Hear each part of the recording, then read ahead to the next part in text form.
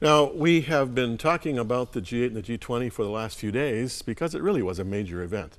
You're talking about some of the most, well, the most powerful leaders in the world coming to Huntsville and Toronto and focusing on a number of issues. The main issue being from Huntsville, maternal mortality, and the other being the economy and what's being done or planned to be done by the various leaders in the world with regard to recovering from this huge economic slump that has pressed itself down hard on the entire world.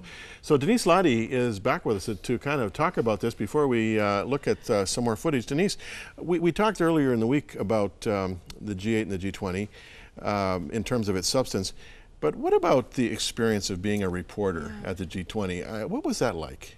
Well, it was my first G8 and G20, and this was actually the first time these summits were ever hosted in the same weekend. So it was a huge undertaking and experiment, really.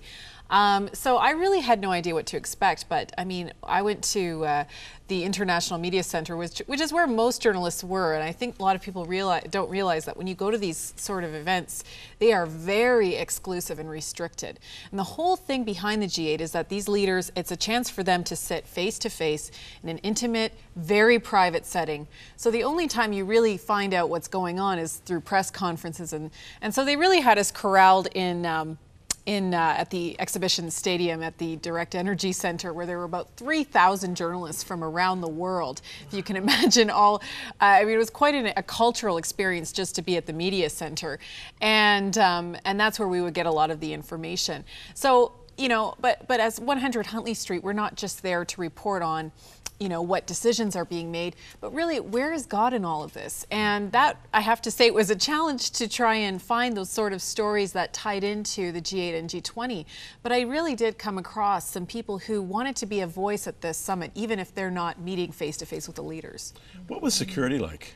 Well, that was quite an experience. I mean, if you can imagine downtown Toronto, especially around Union Station, was really, I mean, we were able to park on University Avenue. If people are from Toronto, they are familiar with our hazards on. I mean, it was just desolate. No one was there. People weren't driving except for police. Yeah, you just see police and barricades. And but I do want to say about the police, you know, so much flack was going on about the cost of this summit and all the security measures, and there really were. I mean, it really, every corner in Toronto had police presence on it.